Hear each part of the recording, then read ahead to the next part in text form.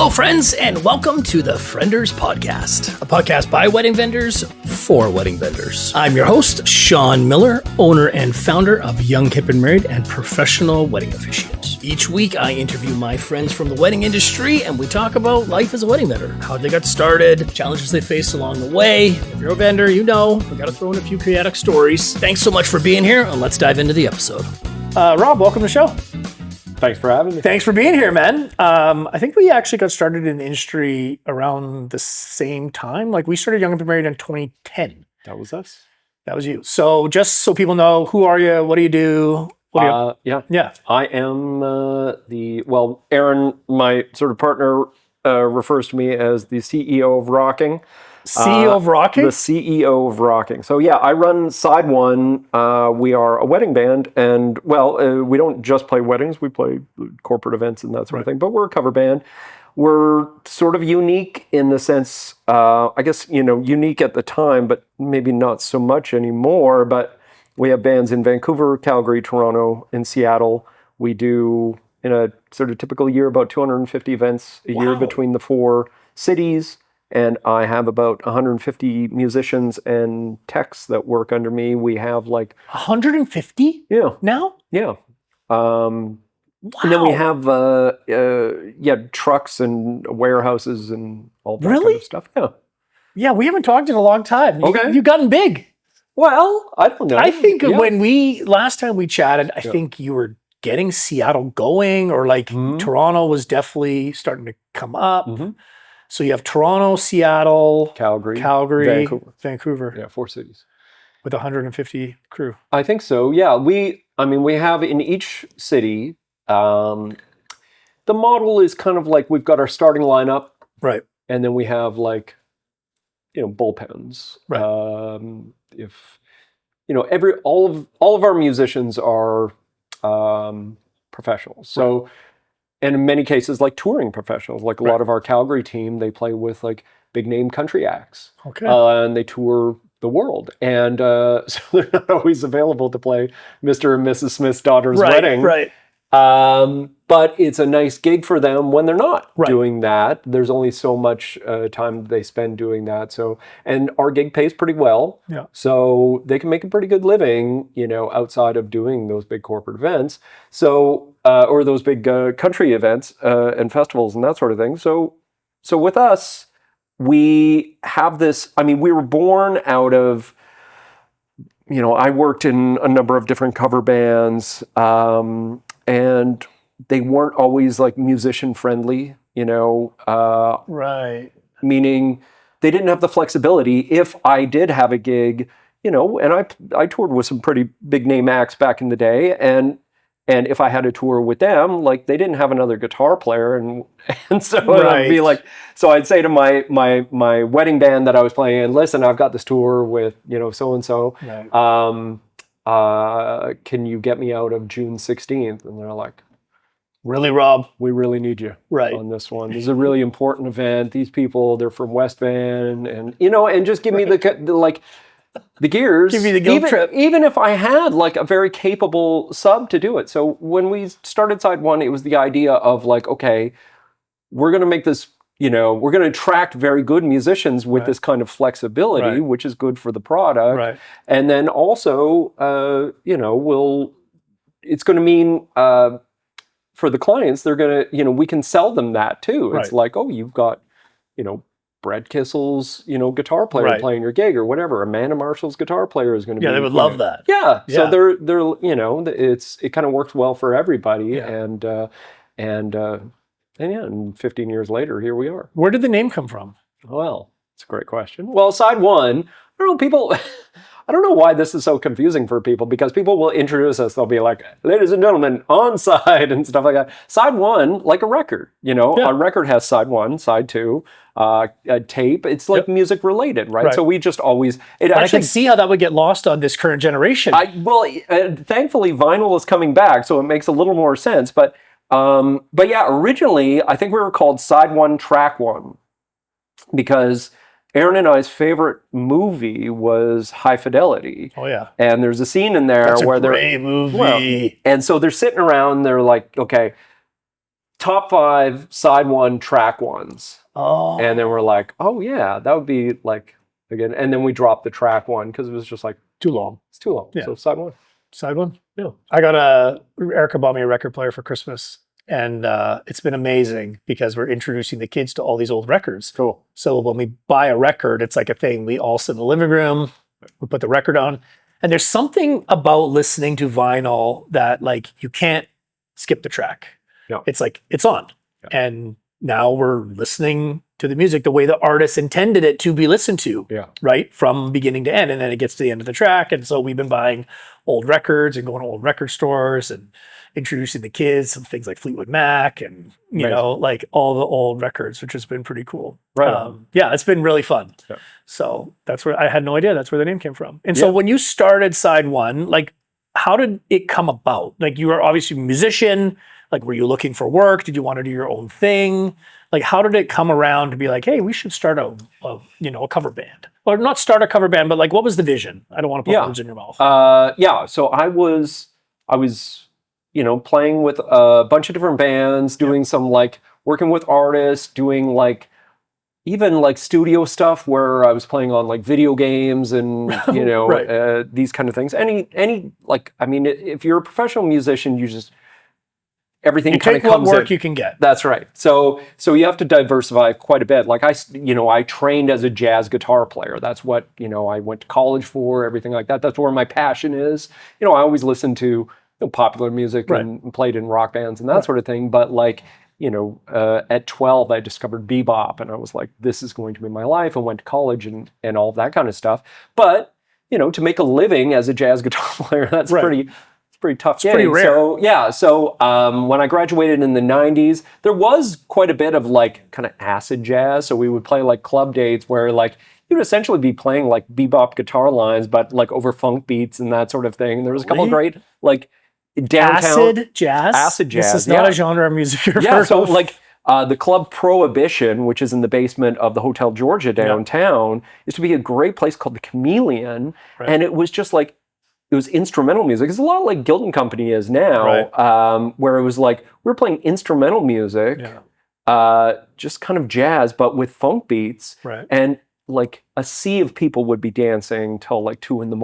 And that's kind of like, I graduated from college into that. So that's kind of where, that world was. But gradually I started to, I got recommended for a few like cover bands, and I was like, okay, I can do this, and playing top 40 and that sort of thing. I got involved with a band called Soulstream in town, which had like a regular Monday and Tuesday at Bar None in Yaletown. Oh yeah, I remember Bar None. Yeah. So it was a 10-piece funk and soul band, and it was kind of like the cream of the crop of musicians. I was very honored to just sort of be at the right place at the right time, knowing the right people, and kind of being able to deliver that kind of style. And that actually like generated a lot of work for me. I got a lot of gigs from that, and then of course, doing some wedding gigs on the side with a couple other bands. And I was on a wedding once with Soulstream, playing a wedding with Soulstream, and I was talking to the wedding planner. And I mentioned I happened to play in this other band, this wedding band, and she said, "Oh, we tried to hire them once, but they're so expensive." And I was like, "Well, I make my $250 a gig." I was like, "How much do they charge?" And she told you? Yeah, and she was like, "They charge $9,000." And I was like, "Hang on, there's 8 people in the band, and I'm making $250. And there's probably 6 other people that are making $250. Right. So one person is making," I was like, okay. And I wasn't that happy in that band. Right. Like things have been, I don't know, like personnel had changed over the years and that sort of thing. So I sort of went like, okay, I'm sort of feeling like maybe I can put something together. I could do this. Yeah, I could do this. And charge the client half the price, pay the musicians twice as much, and still do okay. Yeah, hopefully everything works out. And then, so when we started side 1, that was kind of the model. And we also wanted to be like the cool cover band. Right. And by the way, that wedding planner ended up being Erin Bishop. Okay. Who later, we went on, we dated, we've since broken up, but she's still very much a part of side 1 as well. And yeah, we went on. And our idea was like, okay, we're not going to play all the cheesy stuff. We're going to play cool, like indie rock and like these kind of throwbacks that are like a little more like, well, that didn't actually last too long. We found like cliches are cliches for a reason. Right. So our turn as the cool cover band started to like, it was like, yes, we were playing, I don't know, Bon Iver and Phoenix and like all these kind of stuff that I was into, to empty dance floors. Right. And it was like, okay, something's got to change Points here. to fill the dance floor. Yeah, so we started to embrace, without like selling our soul too much, a little more of the kind of like wedding repertoire, and then trying to do some things that were like not typical that you would see at the time. It's a little more common now, but like there wasn't a lot of like hip hop and rap and that sort of thing at the time. And like people were always amazed. Like they were like, well, we'll hire a wedding band and then we'll get a DJ afterward. And we're like, you don't have to. Like we can do that stuff. We can do the EDM stuff, and so that became like the way in for us. And, yeah. What is, you said selling your soul? Like what does that mean? Like for a musician, when like, because I've been friends with some musicians over the years, and they'll stick their nose up at like a super popular like pop song that's just like that just cannot help but you feel good. They'll like turn the volume down, or they don't want to listen to it, right? Like sometimes with musicians. So like, what does this mean, selling your soul? Yeah. Like is that what it means? Like, yeah. No. I kind of use it in jest because I don't really think there is a. We could turn a whole podcast into what selling your soul means, but I think there's this sort of like canon of songs that musicians will be like, oh God, not this again. That they just know that are going to be like crowd pleasers or whatever, or just like played to death. So you got your like, I mean, on like Journey. Well, okay, so we'll sort of like talk about what is acceptable and what is not acceptable. Yeah, please, because sort of the not acceptable are like the YMCA's are definitely on sort of this kind of world, and then that'll like there are songs that'll change, like the Mustang Sallies. I don't know. I'm trying to think of like the real cliches. Even like back in the day, if you were like a wedding musician in the 70s and 80s. You would have to play like the chicken dance and, these kind of things. Honestly, I mean, it seems ridiculous now, and you would have to know like tangos and merengues and a lot of ballroom kind of stuff. But there still is like this sort of group of tunes that are kind of like, oh God, we've got to do that again. Brown Eyed Girl might be on that sort of list. The Macarena. But there's also ones where, it's like the Don't Stop Believin' is a good example of this. So Don't Stop Believing is a song that kind of came back with, there was kind of this confluence of like Sopranos and Glee and just like got caught up. And every year actually, and we can talk about this, like I keep a lot of data in terms of like songs and that are spiking and all this kind of stuff. But for whatever reason, that song just kind of reemerged. Right.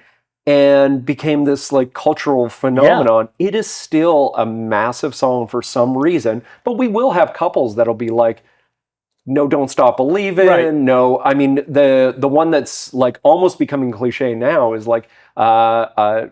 Brightside. Right. This is like, I see it on all the Instagram reels. All the Instagram reels. So you have like, so there's like the cheesy stuff that just musicians don't want to play. Now we have like, and I fight with Erin about this all of the time because she still wants us to retain this kind of cool cover band thing, but it's like, we will play Dancing Queen and like, there will be 15-year-olds on the dance floor and there will be 7-year-olds. ABBA's also had like, probably because of TikTok, like ABBA's become like a resurgence. Yeah. So did you know they started as two couples? No. Yeah, so ABBA. Yeah, that makes sense, yeah. There was two couples that formed ABBA. This is very Fleetwood Mac, yeah. Yeah, and then they broke up, and then the band broke up when they got divorced. They're like, oh, we could get divorced and keep doing this, and then apparently... This is also very Fleetwood Mac. It did happen. So, yeah, I mean, for us, like, I think, and, I have all these great musicians that are out touring the world with like, in many cases, very cool name artists. Right. And then I have to bring them back and they have to play, Staying Alive and, these kind of tunes. But I think there is like this agreement between all of us, like okay, we don't want to sell our soul too much. We probably don't want to go down the YMCA route, Right. but we don't want empty dance floors either. Right. So is there kind of like this agreement that we can have with the audience? Like we're going to play, some songs that you like, and then on the bandstand, we're going to be surrounded by great musicians. Right. So I remember one of my favorite drummers in town, drummer from Soulstream. I remember him saying like one of his favorite songs to play was Dancing Queen. And he said, this is like one of the funkiest songs ever. He's like, listen to that drum part. It's so funky. And I was like, wow, it really is. It's like, so you can find those like things that even the most like, I don't know, snobby musician, jazz musician will find some sort of inherent good in these songs. And there has been times where our clients like, you have to play YMCA. Right.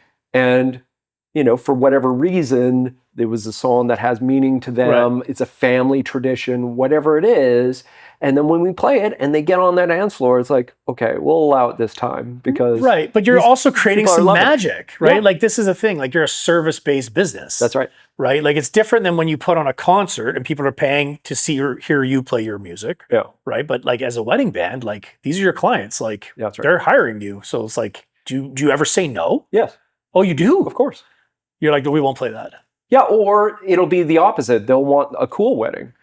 And I'll be like, you don't want a cool wedding. Oh, because no one will dance. Because no one will dance. In fact, we had a wedding like this very recently where he was in the music industry and he was like, we don't want any of that top 40 stuff. We don't want any of the wedding cliches. Here's what we want. And it was like, it was stuff that I liked too. It was like, soul and Motown and that sort of thing, and stuff that I really connect with as just a human being.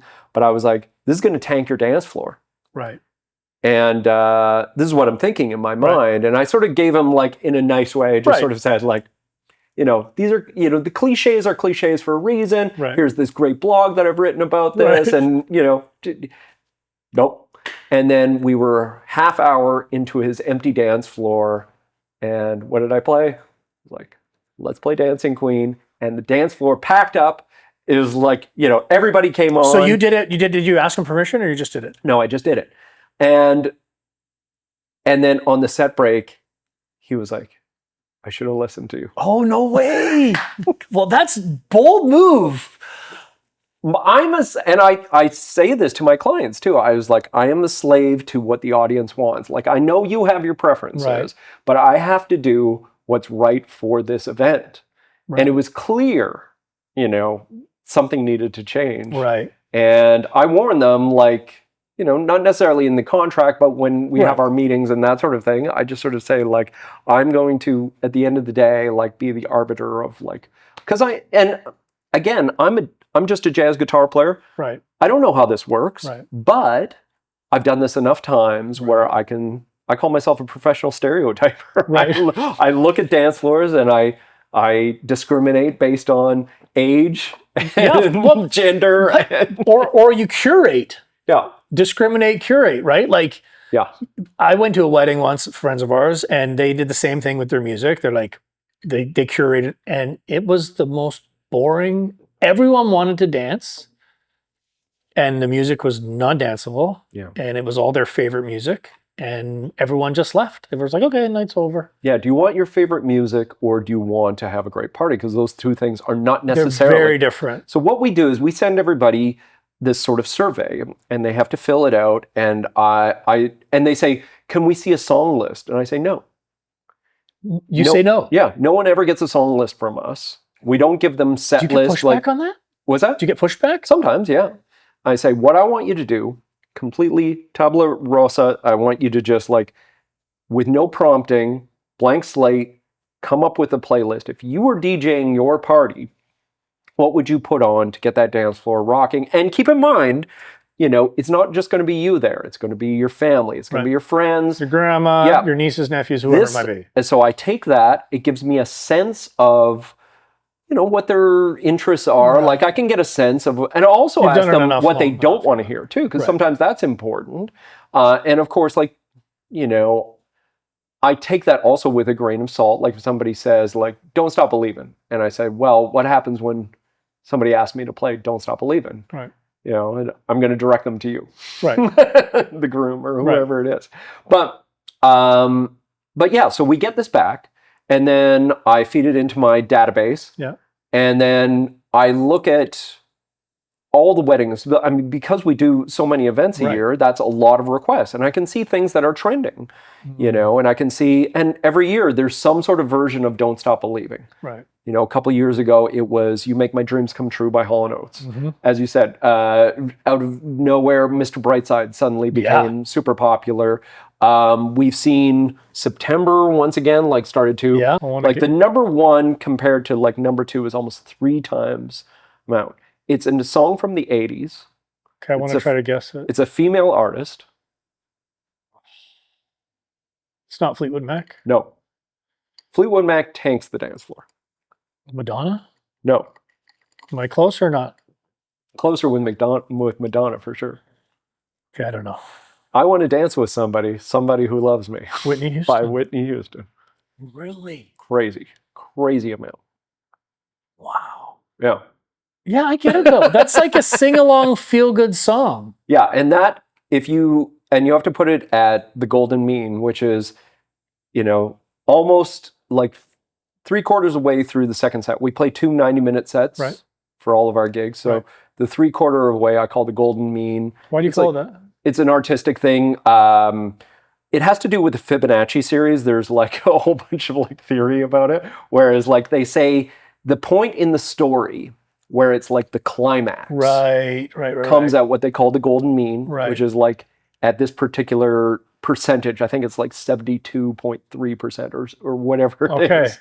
And at that point in the story is where the big thing kind of happens. So that's where like that is where you aim towards in the party kind of story, is getting to that point, and that's usually I Want to Dance with Somebody for us. Okay. Yeah.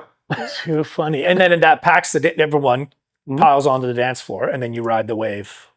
For the rest of the set. Hopefully we've got a dance floor packed before that, but that's like tie on head, shirts come off. Right. You know, stuff. Yeah. Dude, I could just imagine what you've seen in these parties.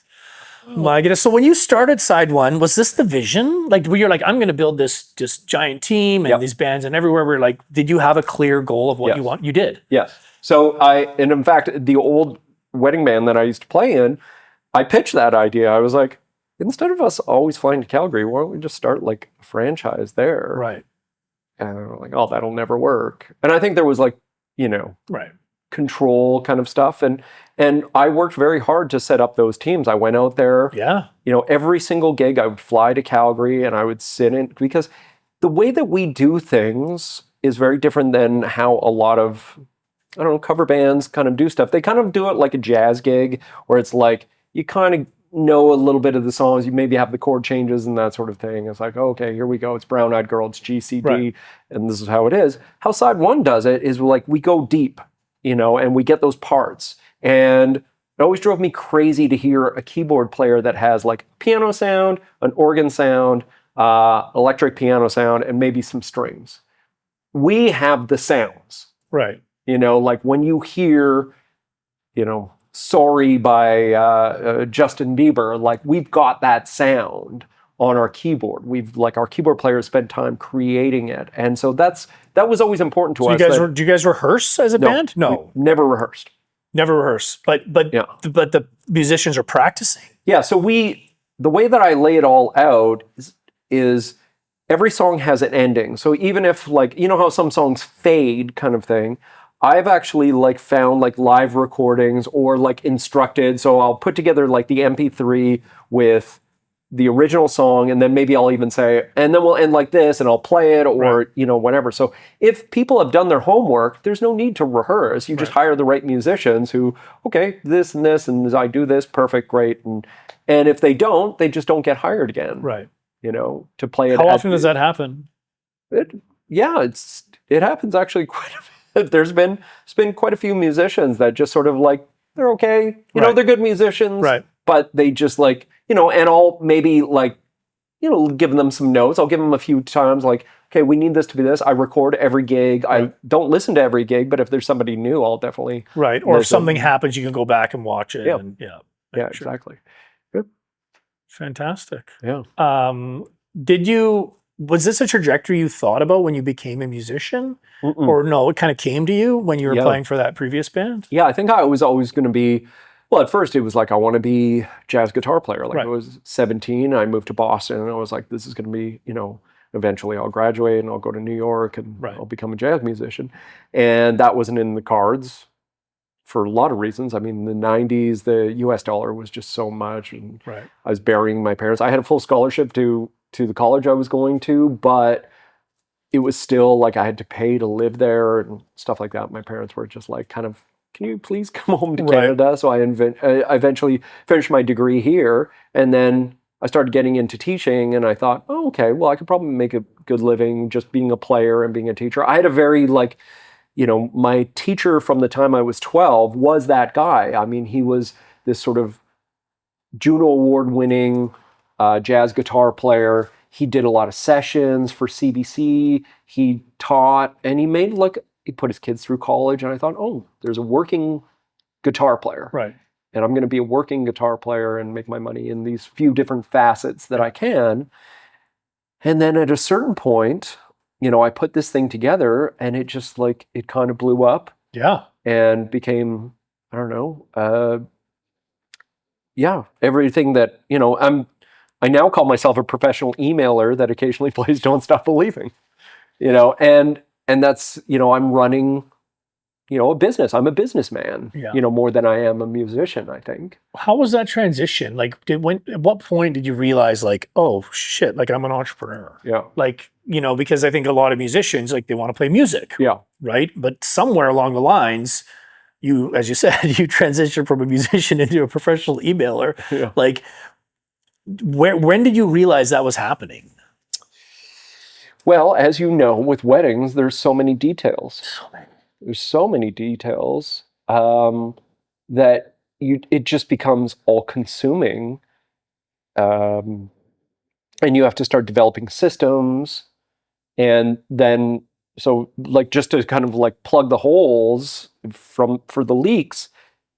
Just because you have this very important event, this is somebody's most special day of your life, and you just don't want to fuck anything up. Right.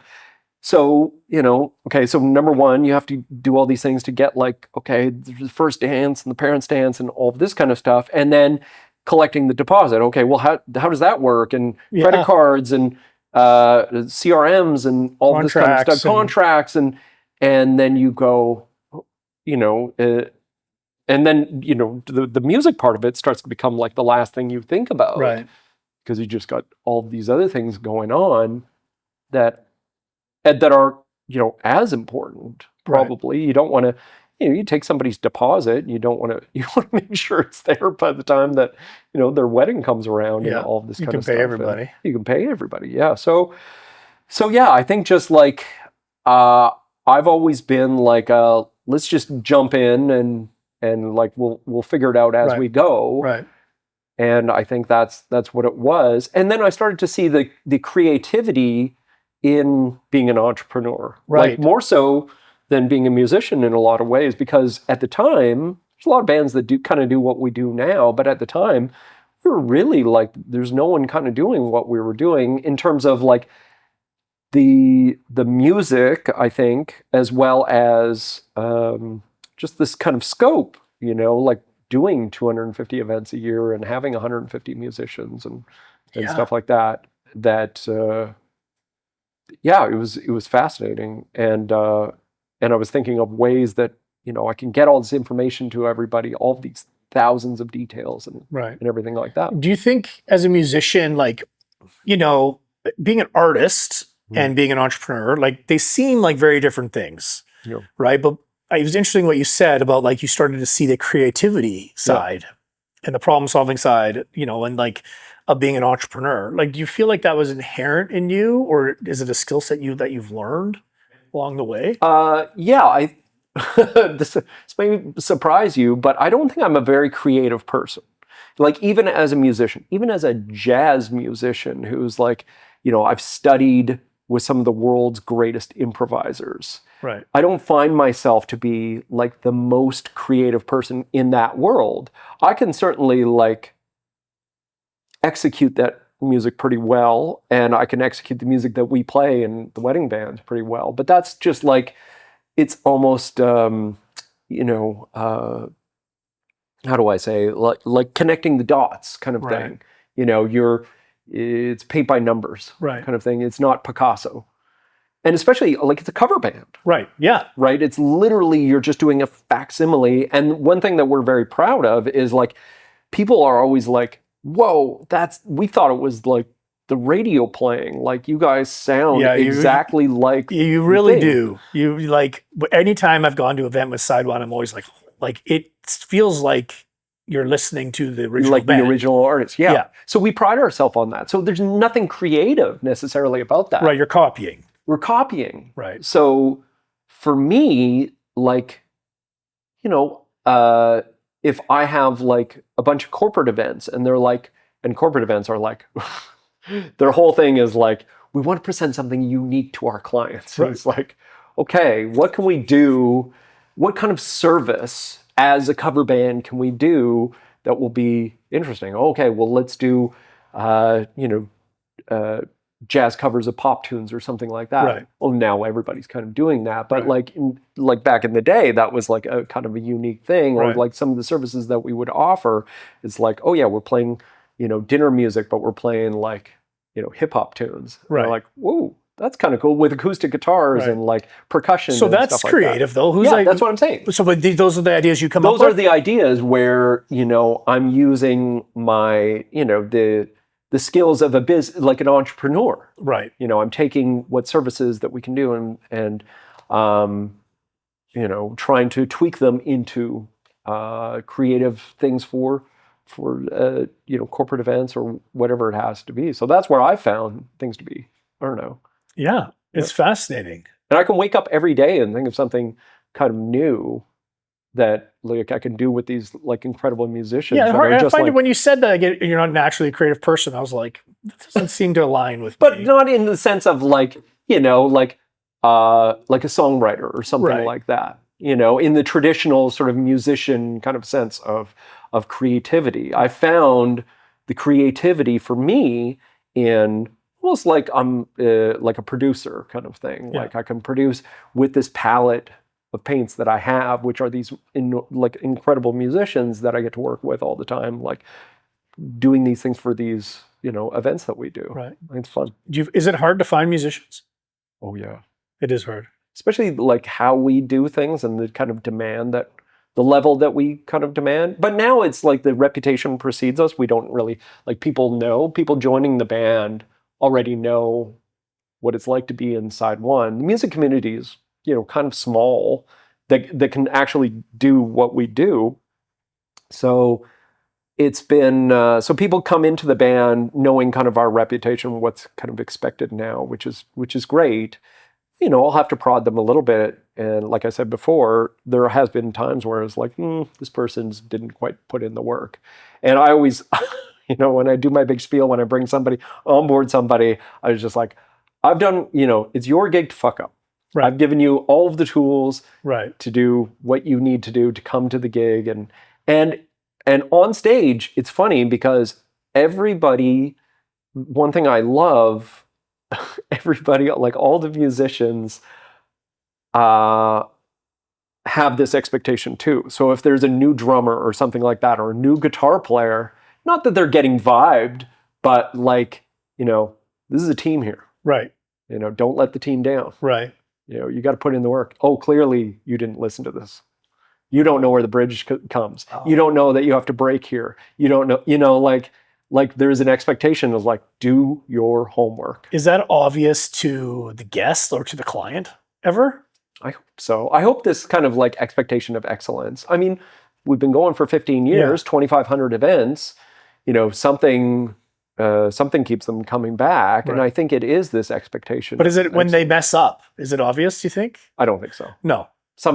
Maybe sometimes, but yeah. And I've been, so to answer your question, it is hard to find musicians. Certain certain instruments for sure are harder than others. Like to have like male singers be able to do what we expect them to do, right? To be able to sing, Bon Jovi and Garth Brooks and Snoop Dogg, right? Like that's a lot of range, and there's only like we don't have like 5 singers up front. We have 2. We have a male vocalist and we have a female vocalist, and that's it. A lot of these bands will have, if you look at like some of the sort of like the big corporate cover bands or whatever, they'll have like 5 singers. And there's like specialists and that sort of thing, but that's never how big are the bands? Like typically when people hire the band out, our like sort of like basic dance band is like what I call like kind of our John, Paul, George, and Ringo is our 6-piece. Okay. From there we can add 2 horns. We can add 2 background singers. But if we don't have those things, like the keyboard player plays the horn parts, not my favorite. I always prefer to have like regular horns. Yeah. But if there's budgets and that sort of thing, I get it. Those parts will still be there. And then the two of the instrumentalists will sing background vocals. But it's nice. We always say like our, the marquee band is like the 10-piece. And then from there we can add 2 more horns. We can also like kind of compress a little bit into what we call our acoustic bands. So maybe it's a party of like 40 people. Then you probably don't want like 6 musicians like blaring everybody out. So we have our drummer will go to a percussion instrument called a cajon, which kind of sounds like a snare and a bass drum. Right. And he sits on it and like kind of, you may have seen that before. And then our guitar player will play acoustic guitar rather than electric guitar. And then our singers will play some percussion and that sort of thing. And we can do it like the entire set as that. And that's kind of fun too. Like hearing Mr. Brightside or I Want to Dance with Somebody or Timber or something like that in that format is like, oh, that's kind of cool. Like this kind of unplugged version of it that still can rock the party. Wow. Yeah, that's a lot of events. 2,500 events over 15 years. Yeah.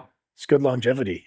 Yeah. And then as you know, we also have like all this stuff for weddings is like ceremony music and cocktails and dinner. And that's when I see you. Yeah. It's like I'll show up to do like ceremony. Yeah, we'll just show up and we'll see each other randomly. We won't know that we're each other going to be there. I've talked about that with a few other guests, right? It's like this industry, it's like we're colleague adjacent, right? Like we work together, but it's always like fleeting moments. Like we don't often have this camaraderie. Yes. Or we have camaraderie where we don't get to see each other very often. Well, especially for you. Yeah, I'm in and out. Like, I mean, if it's Sherry and Mike or the photographers, then yes, we're there all day. Right. Mike will be, breakdancing to No Diggity. Yeah, he does. And that sort of thing. But yeah, you're like off to the next gig, off to the next wedding. I'll be playing the recessional. You'll be like, I'm heading off to West Van to do this now. Yeah. Let me ask you this. So our companies, we started at the same time. Yeah. We grew in kind of the same way. Yeah. Which was like, we both had this vision of like, it's not just going to be this city. It's not just going to be us. It's going to be a teams out there in different cities.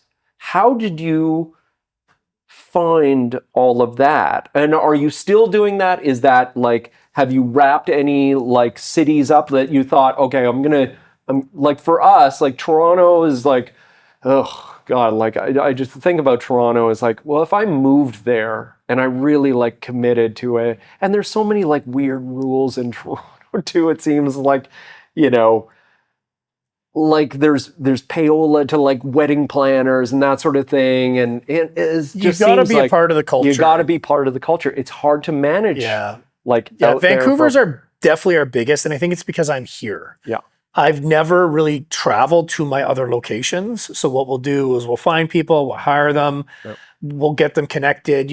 We get the majority of our business through advertising when we start in a new city, right? So, a deck of Meta ads and Google ads and, the wedding sites that you can list yourselves on. And it takes a while to build the momentum, right? So launching in a new space can take a season or 2 or 3 to get momentum. But once we get momentum in a city, we're normally good to go. Yeah. But it takes time to get that momentum going in the city so people can get to recognize us, we can collect some reviews, we can make those key relationships. And I think probably where I have failed in launching the new cities is that not going to those places, right? Because I don't want to fly to Toronto and go meet people. I've never gone that route. Yeah. I think if we did, we would do really well. We had a great guy in Toronto and was going, and we were building momentum. And then he's like, I'm going to go do my own thing. Right. And that was like wind out of your sails, kind of, oh man, like we got to start from the ground up again.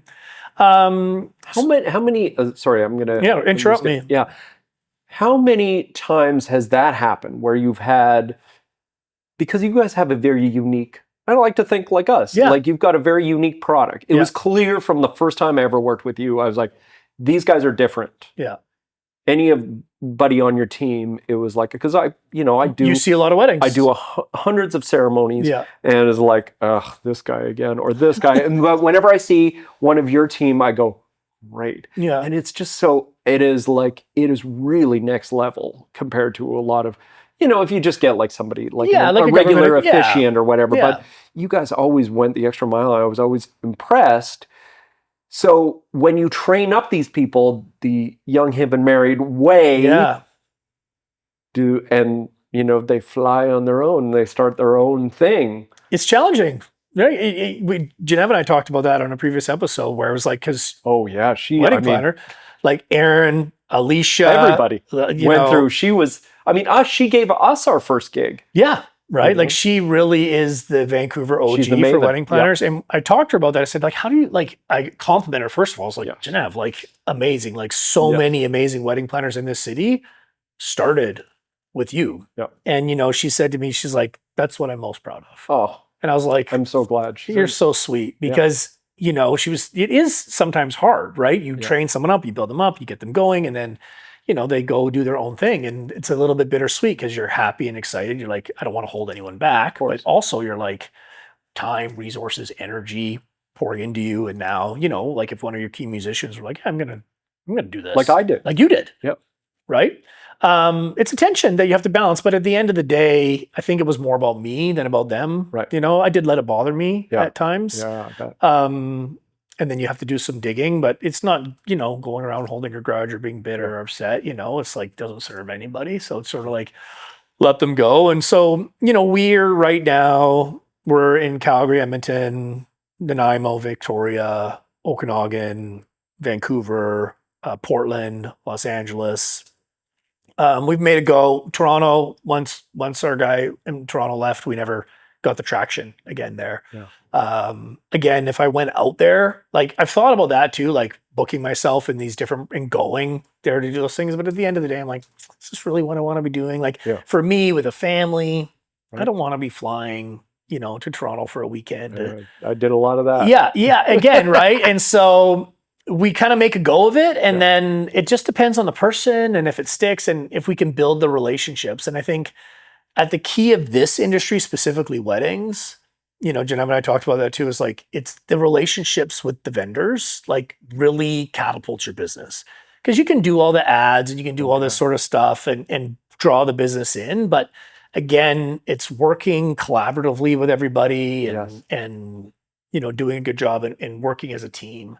It was so fun when I came into this industry, because, before this, I was just like a hired gun. Yeah. Even on weddings, I didn't know like vendors. Yeah. I was, showed up and did my gig, and that was it. But Aaron had been working with Dream Group, and so we went to maybe the first wedding awards, or maybe it was like some sort of industry meetup or something like that. And then I met all of these great people, and then made these relationships. And I was like, this is such a great crew of people. And now I've been able to do that in other cities too. That's amazing. It's so great. It's like, especially the ones that have like endured like pandemics and all this kind of stuff. There's just like so many great, people in this industry and So have you found that experience is similar to Vancouver in other cities, or is Vancouver like a bit of a unique city in that respect? I will say, okay, so as far as like other vendors go, yes, there's wonderful vendors in other cities. As far as like, and I was going to ask you about this too, because you said Portland and Los Angeles. There are, how do I say this? There's protocols in Vancouver that are unique than every other city. Calgary is actually very similar to Vancouver, and I think we've actually like had some influence. So in the olden days, Right? The olden days. You would have the ceremony, Yeah. and then you would have the reception, Mm-hmm.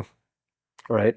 And in Vancouver, I always learned there was a ceremony, and then there was cocktail hour, and then there was dinner. Mm-hmm. And the band goes on after dinner, and we play our 2 sets. Yep.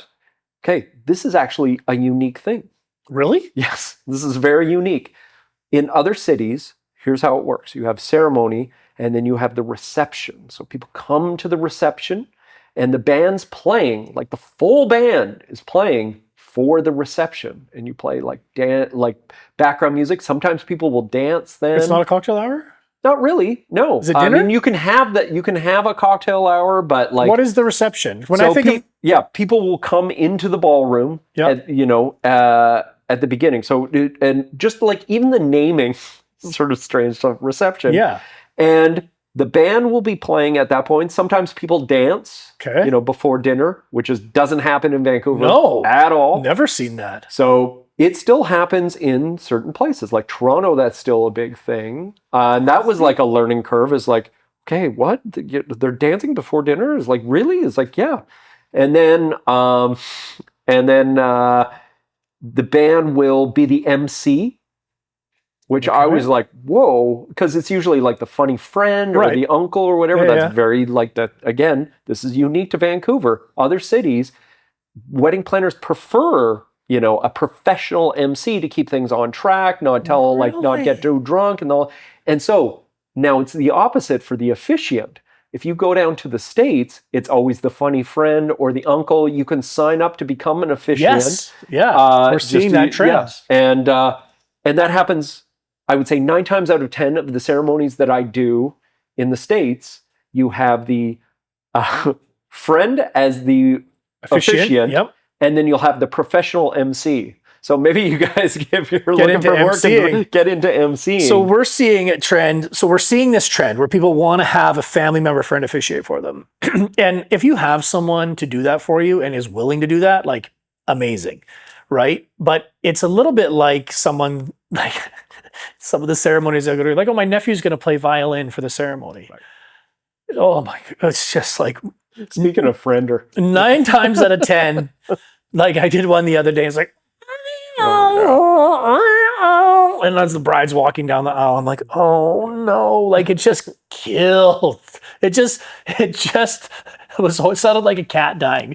God bless him, right? And I always found with the violin, it's either really bad or really good. There is no in between. Right. Yep. But even sometimes people have a friend on the guitar, and the difference between having a professional and a friend is huge. And we hear this from people often. They'll have a friend and then it'll be like 2 weeks before the wedding and they'll reach out to us, be like, help. Right. Like, we just read the script, like, please help. Right. So I've started writing a lot of weddings for my US clients. Interesting. So TikTok has been a huge, awesome vehicle for this. Is when I'm posting on TikTok, I post ceremony tips and vow writing tips. And so people are finding me. So I now sell a service where we will call the custom script. Well, I will do my custom script writing. Interesting. In the young and married fashion, interview my clients, find out how they met, how they fell in love, what they love about each other, write their whole script, and then spend an hour with their friend, family member, uncle, cousin, sister, whatever, who's officiating, and be like, here's how you deliver this script. Right. And that's been awesome because, as you will see sometimes, you would see these ceremonies and it's just like thrown together by ChatGPT, or it's like 5 minutes in length, or like they miss the mark, they don't move out of the way when a couple kisses, or, all the little things that as a professional to do. Yeah. Right. And so we definitely are starting to see that trend even here, where couples will want their friend or family member to officiate. So we'll get them to buy the custom script, and then we'll actually sign their license at the rehearsal. Right. They'll get legally married at the rehearsal. I'll meet the officiant. We'll go through the tips, give them the rehearsal, and then off you go. Right. And it's a little bit changing with the times, right? Because the word friender, I think Aaron might have even made it up, right? It was a bad word. Right, we're trying to change the word, but friender was like a friend that's your wedding vendor. Like your niece got a camera, and now she's going to shoot your wedding, right? Or like your nephew's going to play guitar at your wedding.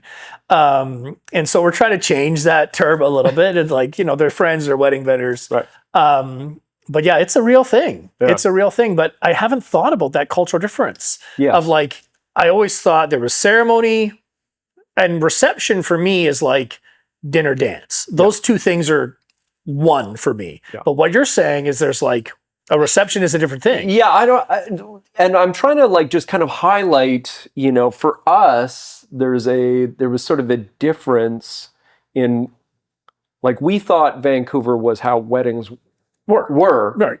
And what we discovered is Vancouver is very unique. And most bands in the States, they end at about 10 o'clock. Okay. Whereas like weddings here, they'll go till midnight or 1 a.m. Yeah. So, or they'll play till 10, and then a DJ will take over. This is like a Toronto thing, right? And bands are done at 10 o'clock, and then the DJ will take over. Whereas we found here, I don't know, just like our experience, whatever, that's not usually the case. So it's like, so we had to kind of learn. And kind of influence in a way. I think when we got to Calgary, they were kind of on that sort of Toronto model, and we were just like, no. Right. The band goes on after dinner. We play 2 sets. You don't need a DJ. Everything's going to be fine. Right. If you want to add on dinner music, we can do that. But you really don't need a DJ with your band. Like, and that's, compliment, like when you play, it is like having a DJ. Like it truly is. Yeah. It's not, like the wedding band, right? When you think about the wedding singer, right? The wedding band, it is a cliche. Like when people think of the wedding band, like, oh, wedding band, but like, it's not what you are. Like it is what you are, but it's like, the repertoire, like back in the day, and it made sense where the band would, play till 10 and then the DJ would take over. If you're just playing like R&B and like, Sinatra tunes and that sort of thing before dinner and just like the call, like a 5-hour call is a long time, and to have a band play longer than that, it's like, what we always just say is like, don't waste your money on the dinner music. Right. Like you want to tie on your head, you want a full band. Right. Like that's where you want the band. But you're also your band is very entertaining. Like you play great music, but you're also fun to watch, and your musicians are into it, and they're dancing and they're moving and they're drawing the crowd in. Like it's very entertaining. That's right? It's cool. Like it's a live act, right? You know what? I'm always kind of a little worried about that because everybody is so good and so like I don't know, like they're like really hardcore musicians and. I worry about the show because I don't give anybody. I know there's bands out there that have like choreo. Right. We always thought that was like super cheesy. Right. And we didn't want to like have to go down that road or like give people like scripts. It's like, now you say this to the crowd. And there's a lot of bands that do that. And I just was like, I would rather my musicians just everything kind of comes naturally and it's more authentic or whatever.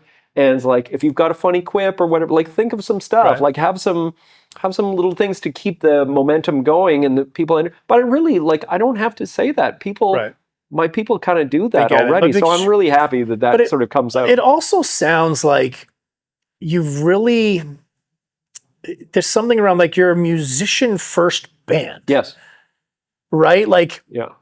That's been important to us. Yes, but it's evident in the product that you deliver, right? Because as being a trained musician and a hired musician, right? I think like it could be hard, from my understanding, for musicians to get reliable work and fun work, and to work in this kind of team environment, type of thing. Well, and I think like going back to like the first thing that we talked about, which is like, selling your soul. You are kind of like compromising, with your abilities. Like we have people that are like absolutely world-class, like jazz musicians, and I'm forcing them to play, Kesha tunes. Right. This is not what they signed up for, in college. Right. So to have them want to do this with enthusiasm and like to come across, I mean, the money's nice, but I don't think that's why it's not enough. It's not enough. So so like creating this environment where you're surrounded by great musicians doing this thing, and you all sort of have this agreement, like, we're just gonna like, we're gonna have a, How do you sell it to blast. them? Because, sometimes officiants want to work for me, and I'm like, hey, it would be a great side gig. Of people, I'm like, you don't get into this work like for the money. Like the money's great, how we make a living, absolutely, but you have to love it. Yeah. Like you truly have to love it. Like, so how do you sell that, or maybe you don't, to a musician, right? Like someone wants to come work for you. Yeah. Like, and they're, they're a great, super talented musician. You're like, okay, yeah, we're going to get you to play Uptown Funk. Yeah. Like, yeah. like how do you enroll them in that? I think like it is like, in the beginning, I think it's like, it's either this or you get a day job, to like make ends meet, to do your passion projects kind of thing. But at a certain point, I think they quickly realize like, this is like a good job. This is a fun job. It's a job, but there are the accolades, like we play to 250 people, that are all like losing their mind. Yeah, you get a lot from that, right? Like when people are cheering and dancing and having the best time, and I'm sure people coming up to you all the time. This is like, because the impact that Side One has on me, and I've seen you play a number of times. Every time I see you, I'm always like, they're so good. Like I don't know why I'm always surprised, but I do get surprised. I can imagine people like, oh, they're having a wedding band. Like, okay. Yeah. And then Side One shows up, right? So I imagine you're on the receiving end of that and seeing people have a great time. And I'll tell you, I have played Don't Stop Believing. I guarantee I've played it more times than Journey. I guarantee. And I never get sick of it. Yeah. I mean, it's a hard song to play. Right. Like that guitar thing, the noodly in the beginning, I still can't play that right, but I try. And I practice it like crazy. I've been playing that song for 20 years, and it's not quite perfect, but just like the reactions that people have to that, they're singing along. It's just like, I don't care what I'm playing. Like to have that kind of enthusiasm it's amazing. It's so much fun. Yeah. And I'll never get sick of that. Like having that experience, and again, I look across and I see like all of these wonderful musicians, and I was like, we're nailing this. Like we're absolutely freaking crushing this, and these people are loving it. Yeah. What's better than that? Yeah, it's a great feeling. It's a great feeling, and I think weddings are unique in that way, right? It's like we get to be a small part of this day that will live in their memories for a long time. Yeah. Right. And the value of that when you experience it, right? Like when people come up to you after a wedding or they're having a great time, or they write you a kind email, and it really is like, it's a big dopamine hit. Like I've often thought about, if I ever stopped doing this, like that I'd probably go into like a dopamine detox, right? Because if I do like, a number of weddings in a weekend, like there's an energy that exists at a wedding that is just a little bit different, right? It's just because it is such a special moment and you are celebrating something unique. And I don't know if you've seen this since COVID, but weddings for me energetically felt different post-COVID, because I think there was something around not being allowed to have them and not being able to be together that made, once we were able to get back together, the energy of it shifted in some way where people were like, oh yeah, this is important. Yeah. Being together, celebrating together. And I think in this day and age, like there's no shortage of discord in the world. Like you don't have to go very far to find people who disagree on every level of life. Yeah. But at a wedding, somehow that all gets parked. And I think no matter who we are, no matter where we come from, no matter what we believe, like we can all agree like love is worth celebrating. Yeah. And I love that. And I think that was a positive thing for me of COVID, is like, I get this opportunity to remind people of that during a wedding. See, and you're very good at that. And I sometimes forget that. I try not to. I try to remember, like, this is a wedding. These are the most special day of people's lives. Well, because it becomes a job, right? Well, but you have this unique, like that is your job, like you are so hyper-focused, when you're doing a ceremony. This is about this love of these two people and the bringing of all of these families together. And sometimes I forget that. But you know what always brings me back? whenever I hang around during dinner and I watch the father, the bride speech, and I was like, oh yeah, because there's been some good ones, man. Yeah. And it always just goes like, it's rare that I don't tear up when I hear them. It's real. And I go, oh yeah, that's right. Yeah. That's right. Yeah. Yeah, it's a pretty special day to be a part of. One of the things that just a pet, I have a pet peeve that I have often with live music at wedding ceremonies is it's not loud enough. Which I don't see with you guys. I like that. But yeah. When a song is just too quiet. Right. Oh yeah. And I'm always like, oh, it could be a beautiful song. It can be beautifully played. But when you don't feel the music, or you could hear, I did a wedding at Van Dusen Gardens, and you could still hear like the crowd on another path, like talking away. I was like, no, the music needed to be up. That is, there's like science behind that. Like, really? Oh yeah. Like music should be at a volume, like a particular volume in order for it to activate like certain, as you said, dopamine kind of stuff. And like, I know there's been like musicologists that have kind of written about this, like why you should listen to music loud, or like Brian Eno will write an article on, why your parents were wrong, you should turn down your music. It's like, no, you should turn your music up. And for exactly that reason, especially if you are framing this situation. Right. What's the goal with Side One right now? Like, do you see yourself doing this next 5, 10, 15 years? Like, are you? Oh yeah, this is going to be. You're in it. Yeah, I think like right now we're at that. This is this is like perfect that you asked this. We're at that age where I don't want to be. I don't know, when you see that cover band and they're just like a little too old. You know what I mean? It's like they were maybe back in the day like the band kind of thing, and they're starting to get a little, maybe long in the tooth. So I think there is like a shelf life. But the way that we constructed Side One, notice that there's no real pictures. It's always just like Side One. Maybe it's got like a picture of Rebecca and Martin, but it'll also have pictures of like Patrick and David and like and Marley and some of our other singers. We are purposefully vague. And I think, because it's like, it's not a band in the sense of like, when you see the Rolling Stones, it's Mick and Keith. Right. You take Mick and Keith away, it's kind of something else. Right? Or the Who, it's Pete and it's Roger. Right. But with Side One, it's not necessarily, this. In fact, we have like Calgary and Toronto, and they have their own kind of like singers and cultures and like the way that people think about them. And they've got bullpens and different people and all these kind of different personalities. So I think for me, like handing off to the next, finding younger people. And it'll be better for the brand too, because this is a whole different podcast. We could talk about like how tastes have changed. It used to be like, I don't know, like a couple weeks ago, we've been playing the West Van Senior Secondary Grad since 2011. So it's like almost 15 years we've been doing this gig.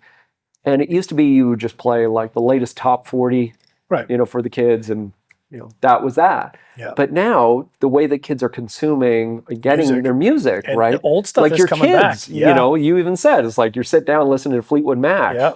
It was like, I think it was like 2017 or 2016 where we were playing a grad, and we were playing some like the latest like Pitbull or something like that. And they were like, play Wonderwall. And I was like, what? Really? How do you know Wonderwall? And like ABBA. And they were like, play some disco. I was like, whoa. I think it's TikTok. It's TikTok. Yeah, I think so. I used to blame Glee, but now I blame TikTok for all of these things. Yeah, because these songs come back. Yeah, so you'll have, like, we'll get our requests back from our 29-year-old clients, and it'll have like, Britney Spears, Oops, I Did It Again, and like Supertramp, Goodbye Stranger, and, Little Yachty. It'll be like just sort of like, mix. whoa. Yeah, no genres.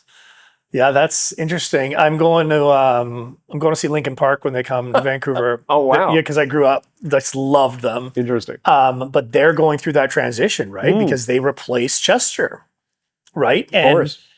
I was always like, you can't. Like I was like, you can't ever. Like when they were replacing him, I was like, Right. I won't listen to them again. Yeah. But their new album came out. I started listening. I was like, Oh, yeah. because they're doing something different because they brought in a female. Right. That's right. And then I was listening. I was like, oh, okay. So like, but imagine that, right? Like you're trying to keep the band and replace Yeah. like pretty much the lead singer. Freddie Mercury. Yeah. Right. Like, Yeah. how do you do it? Yeah. Right. How do you do it? Yeah. So with us, it was always like from the get-go, we were always smart. kind of like, keep it vague. We've also been accused of like, I don't know if it's just like our competition or whatever, but we've been accused of like putting throw together bands. And it's like, no, with doing like as much work as we have, like, we do have our, our first calls, right? People that we have, but our second and our third and our fourth calls get as much work as the other ones. And, everybody's busy, again, touring and playing other things. Like Rebecca is one of the voices on My Little Pony. Yeah. I don't know if you know about the phenomenon known as bronies. Oh, yeah. So she will have to go and do she's like, oh, I need to sub out of, July 21st because I have a brony con in Baltimore. Oh, my gosh. And so it's like, so with her trotting off to BronyCon, well, then we get Marley in, or we get, May in, and so everybody, even though we may have 150 musicians, everybody is like seasoned vets. Yeah. It's smart the way you built it. Thank you. Yeah, it's really cool. We're getting low on time, but it went by way too fast. I did want to ask you about, musicians who are, like where you are, where you were, trying to become a professional musician, they're like, well, maybe I can start playing at weddings. Yeah. Like, who's it for? Who's it not for? What advice would you give them about being like, yeah, I think I want to get into doing this? Yeah. One of my top guys, who's now one of my leaders, he's like 20 years younger than me. And he came to me and he sent me a Facebook message. And I knew of him. He was a guitar player. I'd never met him before, but I'd heard his name around. And he just Facebook messaged me. And he said, I got gear, I got a suit, I got a bunch of pedals, and I know your tunes. So anytime you need a guitar player, let me know. Right. So if I was and so I as soon as I had an opportunity to use him, I put him in. And then, I wasn't on the gig because I'm a guitar player. Right. So I asked Corey, who was leading that night, I said, well, how did Tristan do? He said, I got to be honest with you. I said, yeah. It's like, played the gig better than you do.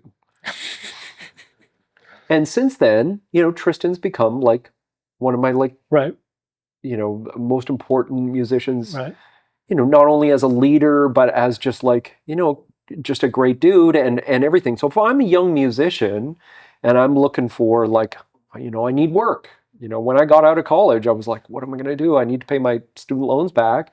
Find that cover band, that wedding band in town and cold call them, just be like, this is what I can do. I can, and I'm reliable and I'll learn the stuff and, I may make a few mistakes, but let me know what they are and I'll clean it up. And what do you look for when you hire someone? Like, what are you looking for? Like musical ability? Yeah, yeah. Like, what else? What are the other character traits you're looking for? we have a whole list of how you can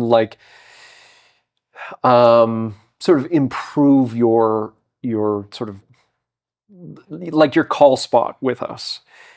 One, knowing the material is important. Memorizing. If you show up, we had one singer in Calgary. She showed up and she didn't have any lyrics. She memorized every single lyric for one gig.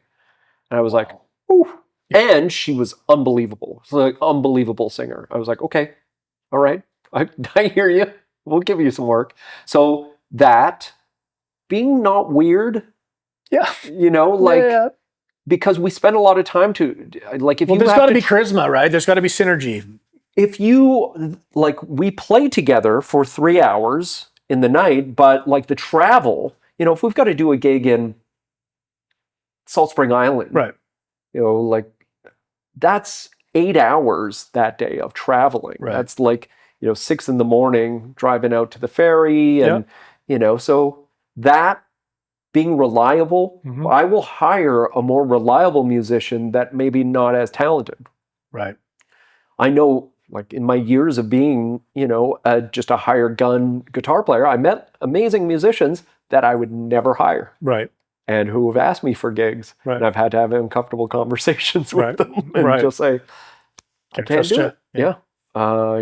No, I'm not going to trust, this important day to you. Right. And so like those things speak volumes. But yeah, like, the obvious one, just like get the job done. And then like, don't be weird. Be, I don't know, the more, and other things that can kind of help you. Like if I see, I notice if people don't like, how do I say this? Not excited about the band or whatever, like I'll just be like, okay, he doesn't post anything about social media. And I get it. There's a stigma about being a musician playing in a cover band. Right. That maybe you want to play a little closer to the vest. Right. Like this is just something I do on the weekends. But I kind of go like, I want somebody that's kind of proud of doing this too. Yeah. So that's, I think that's not important, but I notice when they do. I think, oh yeah, I like that. That's nice. What are the dream cities on your list to go to? Well, I probably wouldn't do like in the beginning, it was like New York, LA, Chicago, like, and then now it's like, no. Like too big. Seattle was awesome because Seattle, you have great musicians. Yeah. It's a small enough city. It's a music city too, right? Total music city. Lots of big clients down in Seattle. So a lot of money there. And we were already getting asked the Vancouver team to come down all the time, just like Google searches, like we got on the radar, but getting the visas and everything like that. So it was just like a pain in the ass. So that made sense. So it was something similar to that. Aaron and I have kind of talked about like Palm Springs. Yeah, Phoenix, maybe. Phoenix, like those are cool cities that, Austin? No? Too much music? I think too much. I think there's going to be like a lot of entrenched like musicians there, right? Yeah. Like with Seattle, there's bands that were doing like a lot of R&B and stuff like that, and just like, Happy by Pharrell. So like that's as close to like top 40 stuff as they kind of got. So it was easy to come in with the material that we could play and like kind of make a bit of a buzz. So I don't know, like a city that isn't as like established maybe in that market. Dude, I'm excited to see where you're going. You guys are amazing. Thank you so much for being here. That was really fun. Thank you. All right, bud. Appreciate it. Yeah. Thanks so much for listening to the Friendors podcast, the podcast by wedding vendors for wedding vendors. I'm your host, Shawn Miller, signing off. If you enjoyed this episode, it would mean the world to us if you would follow, subscribe, and perhaps share it with a fellow wedding vendor who could use some inspiration or simply a good laugh. Want the Friendors podcast to come to your city? Drop us a comment below and let us know. Until next time, keep learning and keep creating amazing weddings that feel better than they look. See you in the next one.